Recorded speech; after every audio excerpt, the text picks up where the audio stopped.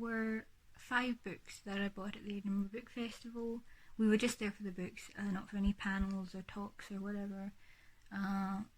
It was just a day out for book buying and then going to a restaurant. I don't remember what it's called, and I'm not going to tell you. It's just bad. It was just a bad restaurant. My food tasted like absolutely nothing, and then Mum got like a stomach bug. But yeah, the books. I have a list of pictures that I'm going to include after this of books that I wanted to buy and didn't. Those are only the ones that I don't really see on the everyday basis. I also wanted to buy Queenie, but you know it's in Waterstones, so why bother? Yeah. So it was the more eclectic stuff that I bought. Yeah. So the first one I bought, this was from the authors at the festival, I think. And I kind of wish I'd bought Queenie because this one came signed, and I think a few of the other ones probably were as well. So yeah, that's neat. I said at the beginning of the year that I kind of wanted to read more serious stuff and more non-fiction. Like I read Why I'm No Longer Talking to White People About Race. So yeah, that kind of thing. I've been meaning to read more of that. So It's Not About the Burqa has been on my radar for a while, and I'm looking forward to getting to it. I'm still in a bit of a slump though, so we will see. This one, Tentacle, by I think Rita Indiana. Yeah, I heard about this months ago from a Booktube channel. I think it is that person who did a few videos on fairy tales. I'm pretty sure there's one in Bluebeard, and I will try and link below. So yeah, I saw this and I thought, oh great, like I've never seen this in any bookstore, so I'll buy it here. It's also the only fiction book I bought. I was buying it off of like my memory of the thing, which is like dealing with colonialism and queer politics and poverty and sex and time travel, you know, with like an environmentalist bent. I bought it then without really looking at the blurb, and yeah, the line but first she must become the man she always was is a wee bit, it ain't great, but yeah, it's been bought and I think the festival's over, and yeah, it's been bought, it has been done, so I'm going to read it anyway. And then we have A Scots Dictionary of Nature, which I am really looking forward to, actually, a lot more than I thought I would. I think this is actually the one I'm most interested in. I've been trying to speak more Scots.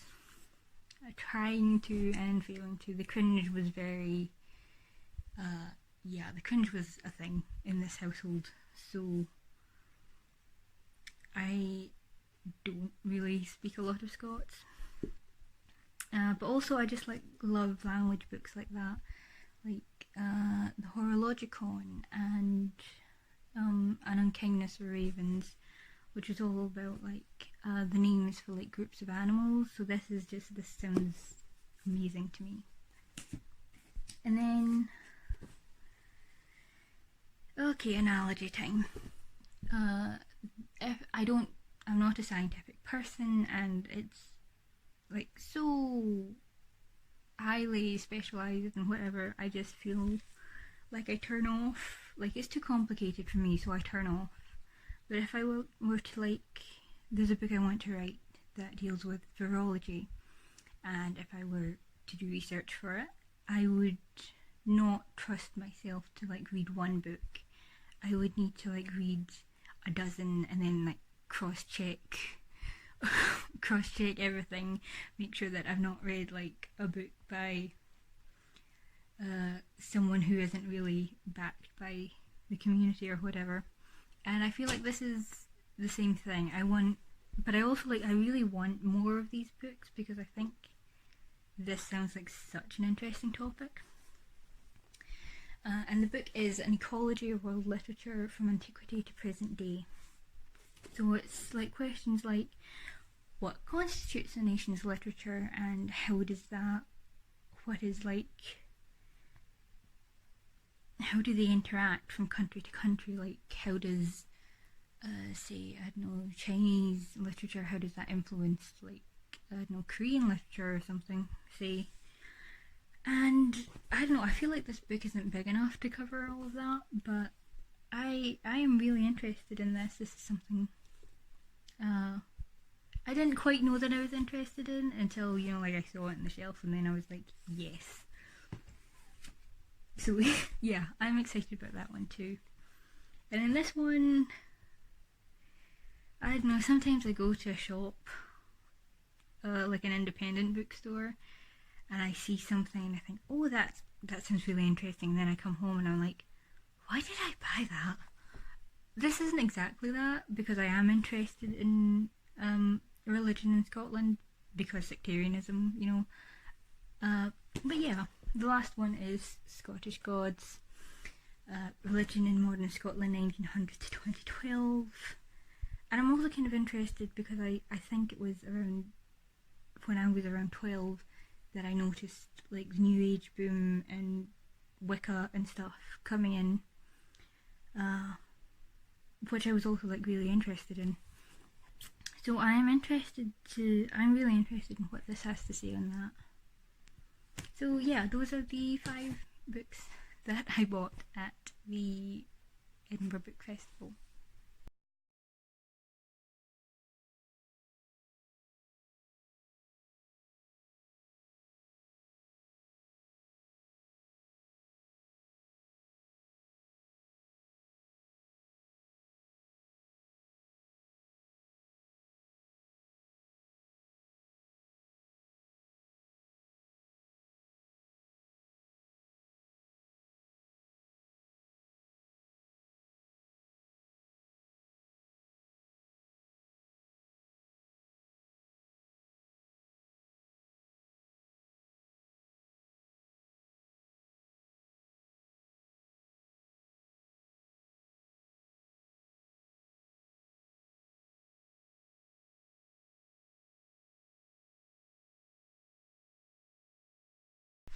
So yeah, excuse me, it's been not great recently, but yeah, this is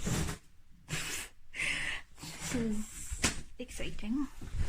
I've never been to one of these before, and I am hoping that it's going to be really fun. We're going to make a night of it. Mum and I, we're going to go to a restaurant first, and I think it's a New York style one, because we're trying to keep the year bookish. And then it's the Waterstones in Argyle Street. I think it's Argyle Street. I don't really know the protocol for these things, so I'm just gonna take this with me anyway.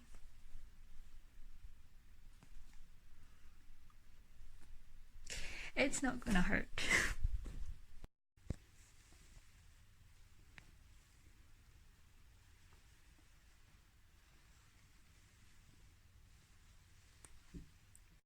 By the way, the coat is a Dasho-shan, which I made, which is why it's so drab.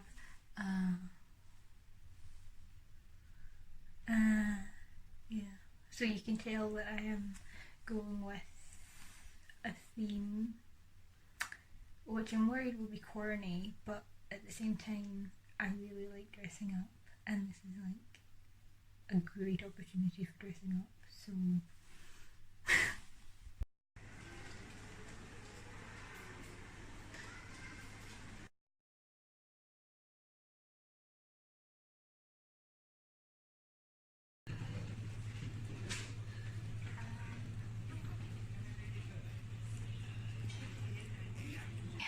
So this is August 31st. I know, but the talk, I haven't been able to stop thinking about the talk, it's just been going round and round and round in my head, and yeah, I have so many thoughts. But I would be lying if I said it wasn't also because I hate editing. Yeah. Okay, so first things first, before this, like, I used to go to Comic Con every year for like 6 years now, I think, and I never went to any like panels or talks or anything like that because I did not really care to be talked at for however long. But this year with BookCon and with, you know, this book launch, I think my stance has changed. I really enjoyed listening to her talk about this. Yeah, and I got these signed. She signed both of them, which was great. And I don't know if I can show you because this is like a really awkward angle.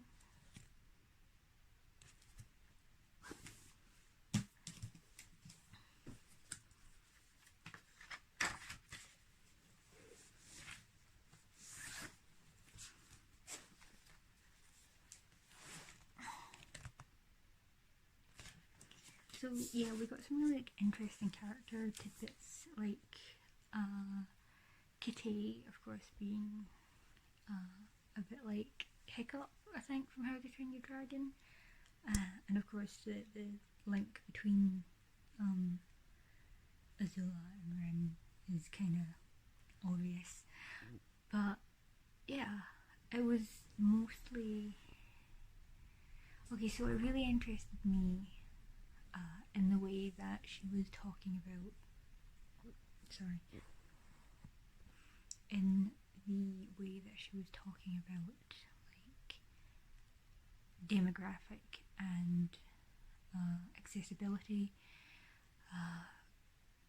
because I mentioned, I think I started this book last year or the year before that, a while ago.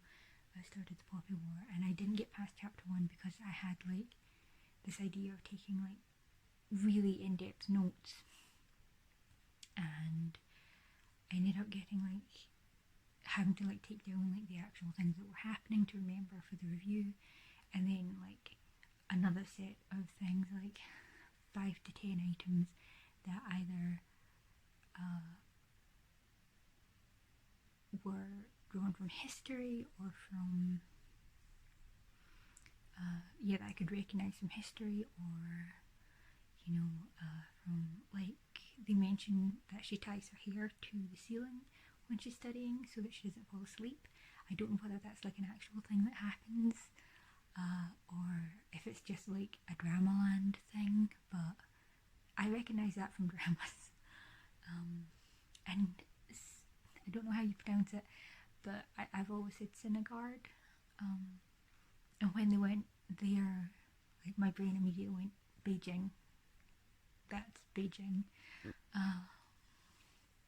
There's so many things. I think there was also like a comment on how they spoke there, and which delighted me because I don't remember what they said about, you know, how people spoke there, but I've always said that the Beijing dialect of Mandarin is like Cornish, and it kind of reminded me of that. So yeah, her talking about like having to change things, like I think the example was this, and you will have to excuse me because I don't know the tones for any of the Mandarin, so I will butcher it. But I think she said like, I think the example was Sika became psych because I think her exact words were the Anglophone ear, that for the Anglophone ear it was easier to, you know, view it as psych than Sika. And of course, you know, as I said, it was like the notes and the Beijing, that I found that really interesting because reading it, like the target demographic I felt fit me, and not because of like the Anglophone thing. So that was really interesting. That kind of fascinated me, that you know, you take your liberties and then you make it accessible, but it still feels like it's intended. I mean, I don't even know what I mean by, like, for me, I don't know if I'm talking like diaspora or like Chinese history fans or like Chinese people or whatever. But yeah, that really fascinated me. And of course, like, what was the next thing I was going to say? Right, yeah, and also, like I said, like drawing from history and that I could pick out the history and stuff was really interesting, because you know, China has like this literary legacy, shall we say, of like writing something set like 2-3 dynasties ago or whatever, but dealing with like modern societal political issues, and how, you know, she did that, which really fascinated me, because you know, like, politics is also something that I kind of deal with in my own writing, but also because it reminded me of Descendant of the Crane, which Mum really liked the talk as well, I should say. Mum really liked it, and I haven't given her the popular to read because she's a really slow reader, but also because I haven't finished it. So I gave her Descendant of the Crane to read instead, and she's actually like flying through it, for her anyway. So yeah, like, that's also a really good one in terms of like a mashup. Also because I have to, because I'm me, in the review that I wrote for Descendant of the Crane, I of course linked it to Hadestown. So yeah, I will probably link that below as well. I am not going to not talk about Hadestown, okay? But yeah, that led into like other really interesting discussions, like you know, like politics and history, and like the rape of Nanking, and how war and country and nationalism is kind of tied to this kind of gendered, and talking about how like during that era, you know, people would be writing books, men would be writing books wherein the women, they would be raped, and that would be like they were meant to symbolise like the country, and the men would have been like unable to protect the women and whatever, and protect the country,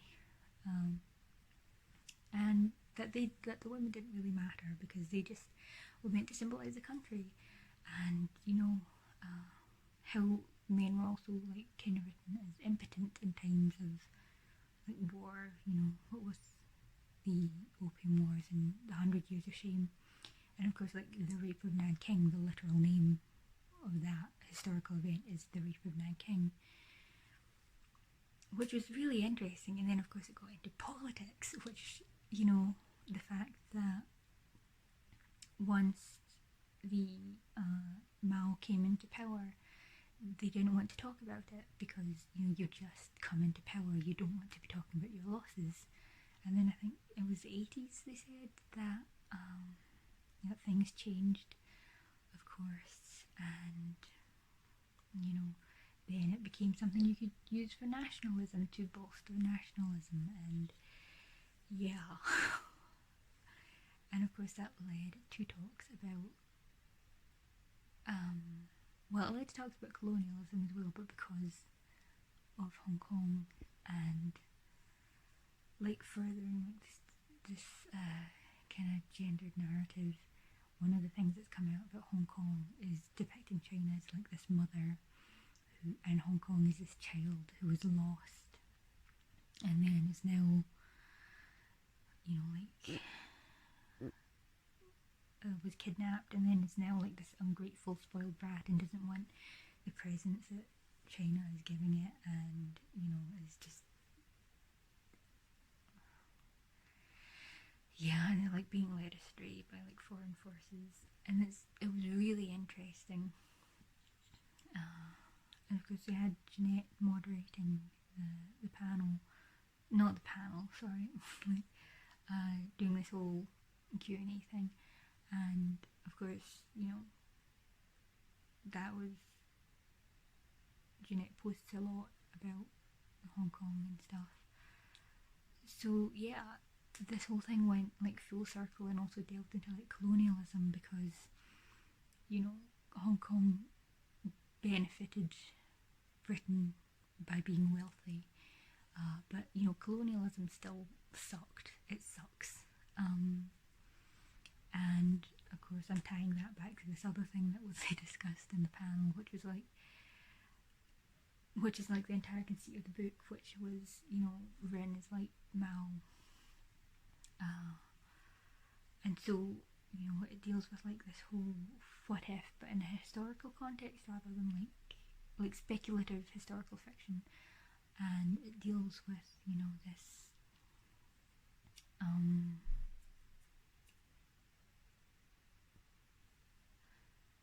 the words have gone.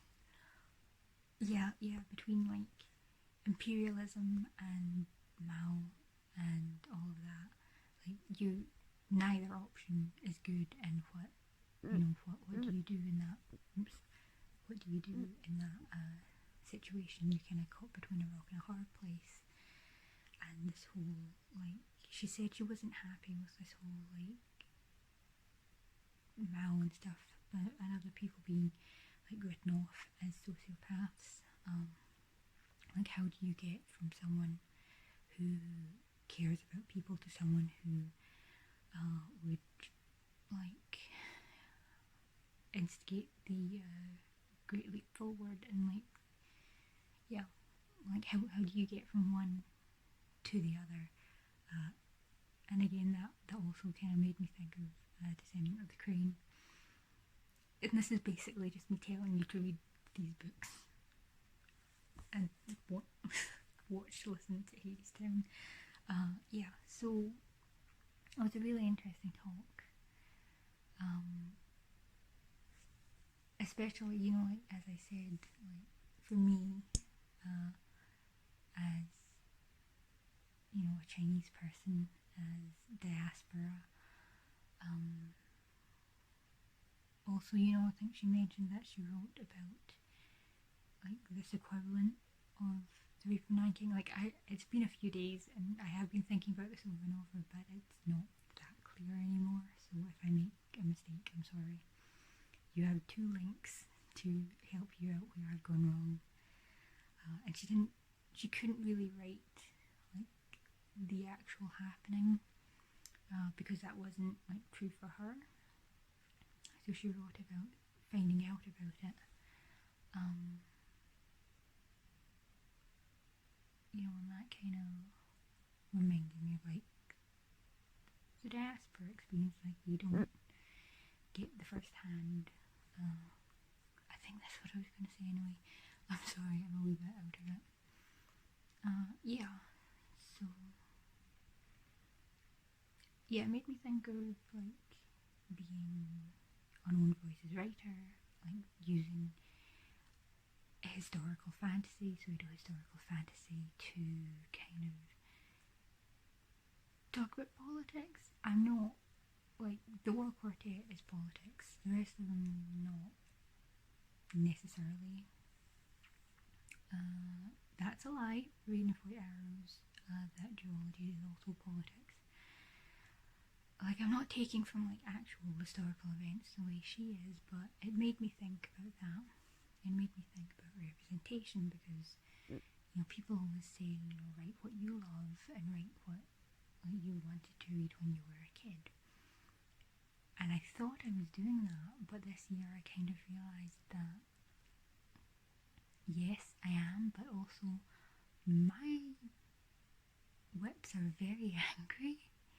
They're very confrontational, and they're more than a little bit alienating.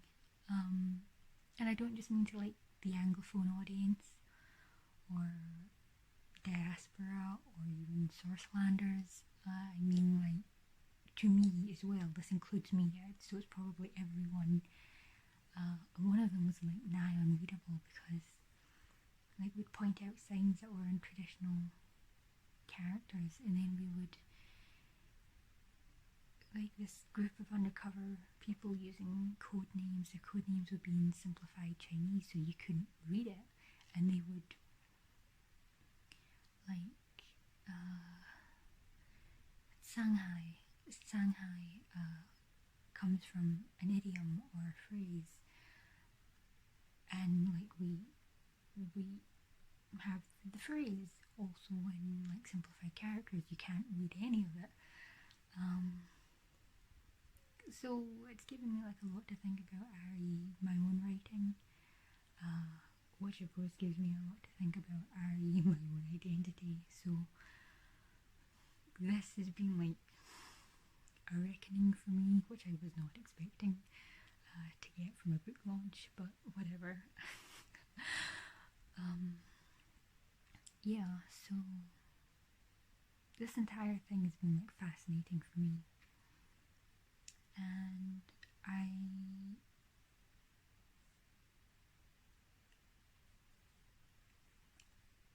don't really know where to go with this.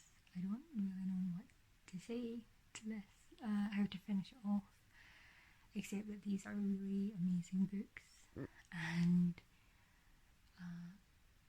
I want more people to know about them and read them, and you know, like, there is so much buried in it that I would be really interested if you have read it or if you want to read it.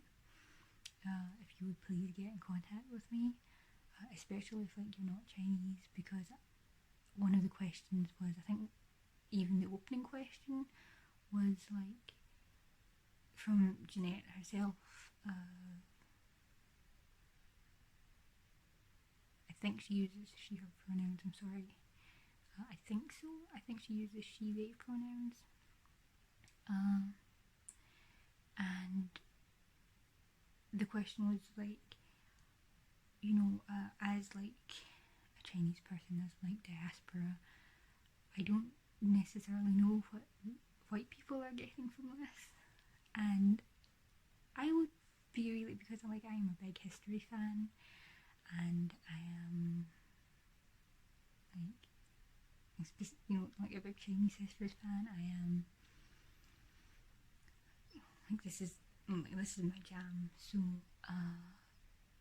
yeah, I would be really interested to hear about what you're getting out of this. I don't think you're going to have quite the existential reckoning that this turned into for me, but yeah, what do you get from it? Because I don't know if you pick up on the same things that I have, I guess.